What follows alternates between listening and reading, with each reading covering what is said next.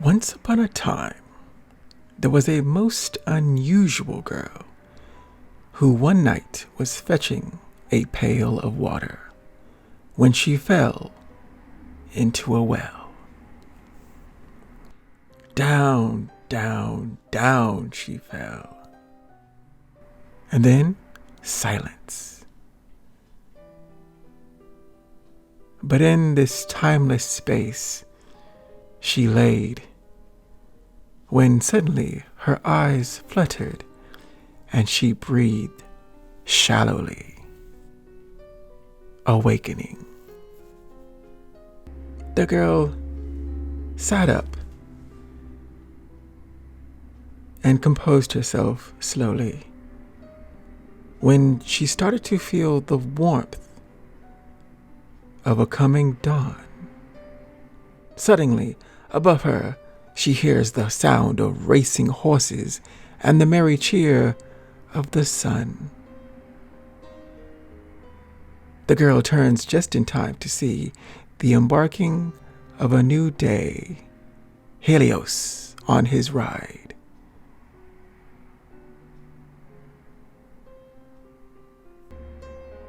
Yet, even more suddenly, a red dragon appeared, unable to catch his prey, the sun. With shining, gleaming eyes, the dragon of flame set upon the little girl. With maddening fury, the dragon of flame attacks. The ground shakes and then quakes, and then the girl falls once more.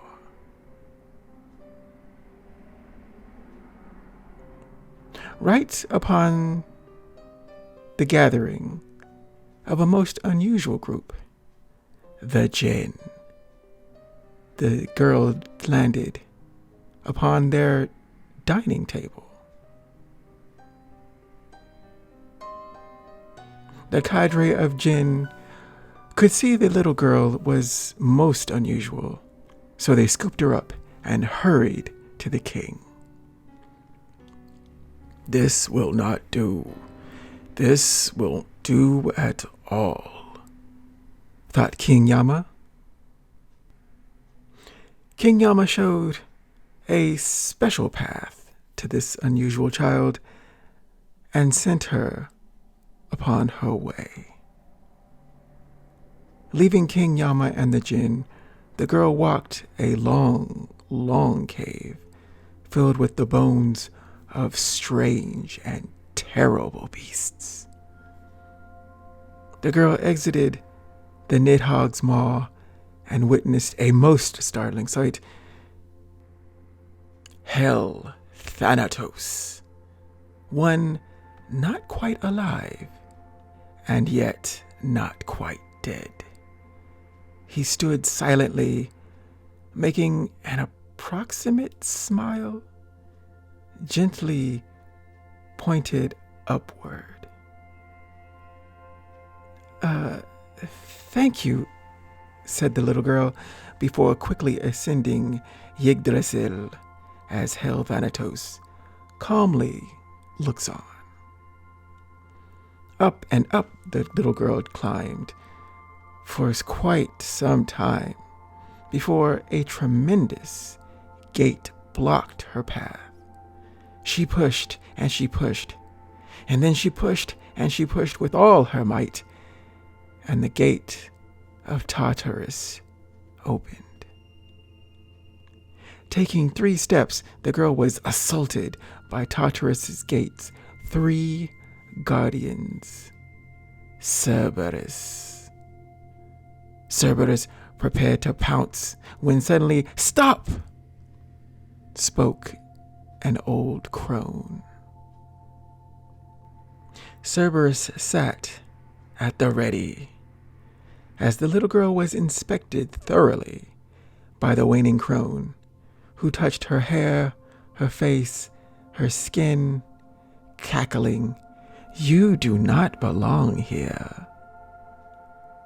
Finally, after some time, the waning crone patted the little girl's head, placed a small white snake upon the charred blackened ground and simply said, "Follow." The unusual little girl followed the unusual little snake as it slithered here and there until they found Charon, the ominous ferryman. The ferryman did not speak or even acknowledge the little girl until a coin appeared in the ferryman's hand. With coin in hand, yet still silent as the dead, the ferryman allowed the girl onto the boat. Then they slowly sailed up the river Styx. When the girl departed the boat, she saw something most dark and grim. "What I am, you will become," was all the reaper said, then pointed away. The girl continued her journey until she saw the fearsome dragon of flame sleeping directly in her path. With no other option, she quietly sneaks past. Suddenly, the girl discovers the dragon of flame was not asleep. Barely escaping with her life, the girl encounters Old Bones. Not very talkative, Old Bones pointed her to a mountain of bones. At the top of the mountain of bones sat King of Old Bones, who laughed as he drank and showed the girl a way forward. The little girl was lost, wandering the crystal caverns for quite some time. That was until the Dverger miners were nice enough to show the girl a way out of the mines. She thanked the miners and followed their instructions on the path upwards and out, when she heard an unexpected sound. Investigating the unusual sound, the girl found a small bird in a golden cage. "Fly free, little one," said the girl, opening the golden cage. The bird looked confused and curious at the girl for a moment, then took flight. While a short distance, two watched silently. The girl was startled to death by the sudden greeting of two ravens perched upon two bleached white skulls. On and on the raven squawked, then suddenly took flight. The girl was confused and shocked, but thought she heard the words "follow" and "escape." The ravens took the girl past a pale, thin gravedigger.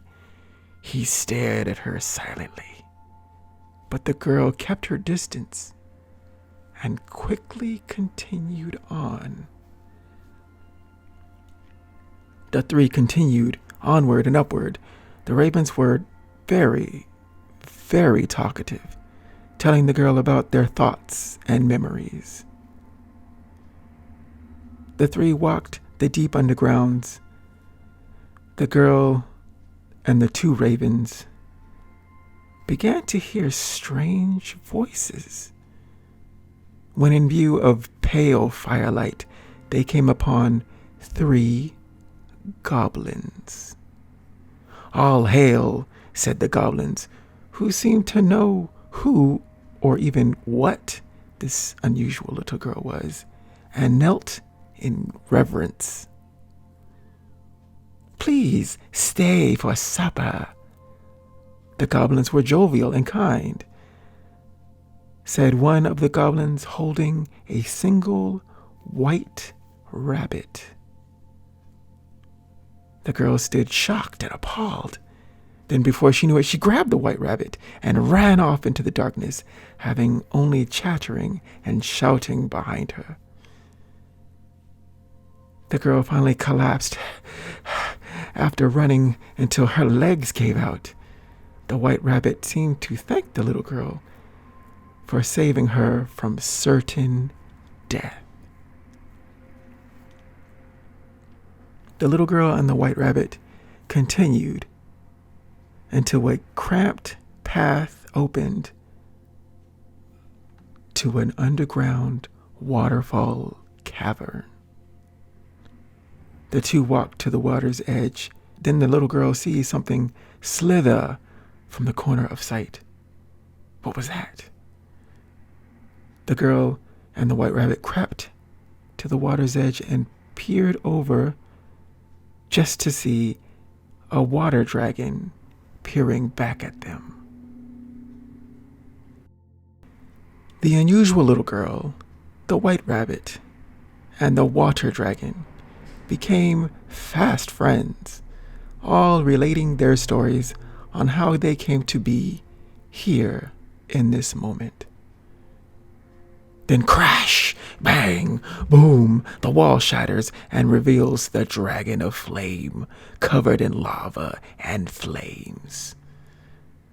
The dragon of fire and the dragon of water did not get along at all, and their battle shook the pillars of creation. The dragons came together in fire and water and then erupted in a massive explosion of smoke and steam. And down falls the little girl once more. And she died. The end.